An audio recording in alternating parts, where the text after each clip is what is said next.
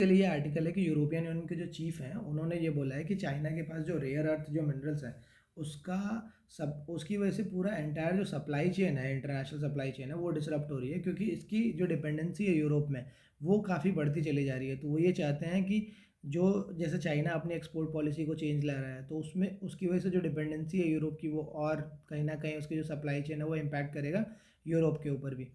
तो वो कहीं न कहीं एक यूज़ कर रहे हैं G7 में होने वाले समिट में। एंटी कोरिशन एक इंस्ट्रूमेंट है।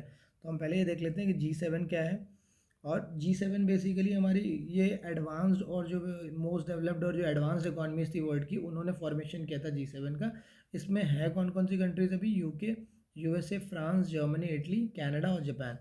और ये एक्चुअली में 1975 में बनाया गया था और ये हुआ इसलिए बनाया इसलिए गया था क्योंकि 1973 में जो ऑयल क्राइसिस हुई थी उसकी वजह से फाइनेंशियल क्राइसिस भी हो गई थी। और वही एक रीज़न था कि जितनी भी जो डेवलप्ड और जो इंडस्ट्रियल नेशन थे उन्होंने स्टार्ट किया कि हम एक ग्रुप बनाते हैं जो इन सब चीज़ों को कैटर कर सकता है। तो 1997 में इसे रशिया में भी इंक्लूड हुआ था, रशिया भी इंक्लूड हुआ था, बट 2014 में एक्सपेल्ड कर दिया गया था क्योंकि यूक्रेन यूक्रेन के ऊपर उन्होंने क्रीमिया वॉर में यूक्रेन का कुछ हिस्सा जो था वो ऑक्यूपाई कर लिया था। तो 2014 में इसे एक्सपेल्ड कर दिया गया था।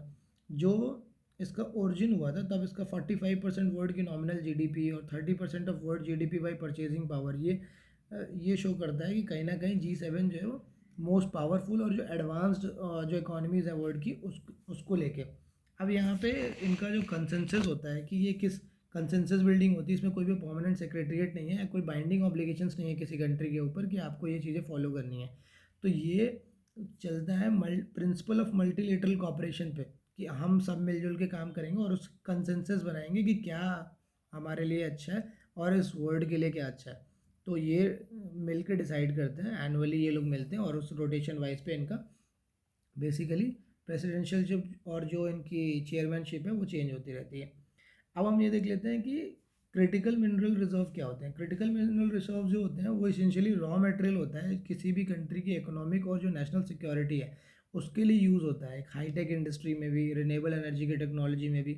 और इसे बहुत रेयर होता है क्योंकि इनका जो माइनिंग होता है, इनका जो सब्सटीट्यूट होता है वो बहुत डिफरेंट होता है। तो ये कहीं ना कहीं सप्लाई चेन जो है उसके ऊपर भी एक रिस्क लाता है कहीं ना कहीं। तो ये लिमिटेड जो ग्लोबल प्रोडक्शन हो रहा है, जैसे चाइना है तो चाइना के पास वर्ल्ड का 60% जो क्रिटिकल मिनरल रिजर्व है। तो कहीं ना कहीं डिपेंडेंसी इंडिया इंडिया की या यूरोप की सबसे ज़्यादा चाइना के ऊपर ही है। तो क्रिटिकल मिनरल कैसे जो है वो एग्जांपल से हम देख लेते हैं कि एक एग्जांपल है जैसे निकल, कोबाल्ट, मैग्नीशियम और जो ग्रेफाइट है वो क्रूशियल है तुम्हारी बैटरी की परफॉर्मेंस के लिए। तो परमानेंट जो मैग्नेट्स होते हैं वो यूज़ होते हैं विंड की टर्बाइन और ईवी मोटर्स में।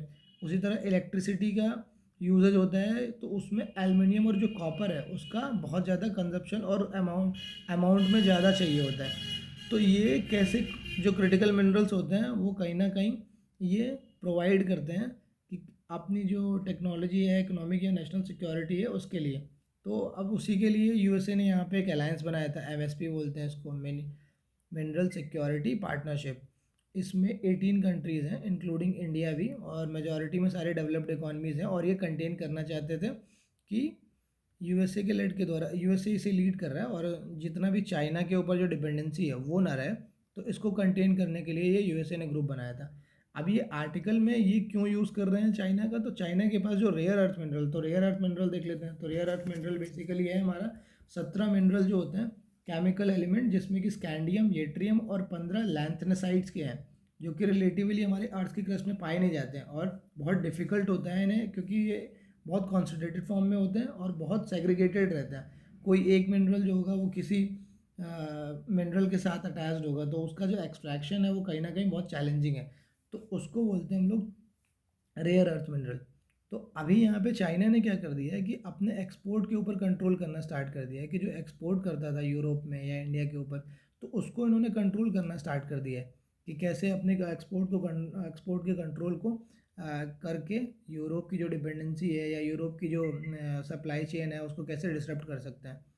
तो यहाँ पे इस आर्टिकल में जो यूरोपियन यूनियन की जो प्रेसिडेंट थी उन्होंने यही बोला है कि कैसे हम एंटी कोरिशन जो इंस्ट्रूमेंट है उसे हम ब्लॉक कर सकते हैं। और ये एक बहुत बड़ा पावरफुल ट्रेड टूल भी है जो चाइना के अगेंस्ट हम यूज़ कर सकते हैं। और अगर हम कोई भी रेजोल्यूशन नहीं पाते तो अगर सारी कंट्री, अब हम ये देख लेते हैं कि इकोनॉमिक कोर्सन होता क्या है। इकोनॉमिक कोर्सन एक इकोनॉमिक पावर की तरह यूज़ किया जाता है कि कैसे हम थ्रेटन कर सकते हैं और इम्पोज कर सकते हैं जो भी ट्रेड और इन्वेस्टमेंट मेजर्स होता है, जिससे हम प्रेशर कर सकते हैं किसी भी कंट्री को और टारगेट कर सकते हैं एक स्टेट को या नॉन स्टेट एक्टर को कि वो अपनी पॉलिसीज़ को और बिहेवियर को चेंज करे अकॉर्डिंग टू हमारे, जैसे चाइना कर रहा है अभी कि चाइना के पास यहाँ पे 60% अगर वर्ल्ड के क्रिटिकल मिनरल रिजर्व है, तो वो चाहता है कि हमारे हिसाब से आप अपनी पॉलिसीज़ को चेंज करो, हमारे हिसाब से आप अपना बिहेवियर चेंज करो, इकॉनमी की जो कंडीशंस है वो चेंज करना चाहता है।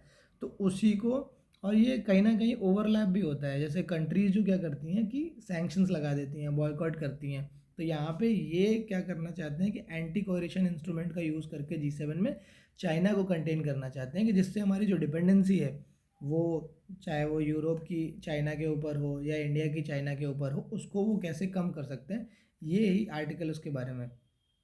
अब यहाँ पे यूरोप का जो कंसर्न ये है कि चाइना ने भी रिस्ट्रिक्टिव ट्रेड मेजर्स लिए हैं कि यूरोपियन यूनियन भी चाह रहा है कि वो प्रोटेक्ट करे अपनी इंडस्ट्रीज़ को, कि वो जो सब्सिडाइज जो चाइनीज़ कंपटीशन जो मार्केट में आता है उसकी वजह से मार्केट जो डिसरप्ट हो रहा है। तो बीजिंग ने भी यहाँ पे अपनी जो नए एक्सपोर्ट जो कंट्रोल थे रेयर अर्थ मिनरल में वो उन्होंने बता दिए कि अगर यूरोप ऐसा कर रहा है तो हम जो एक्सपोर्ट करते हैं रेयर अर्थ मिनरल को हम उसको और स्ट्रिक्टन करते जाएंगे।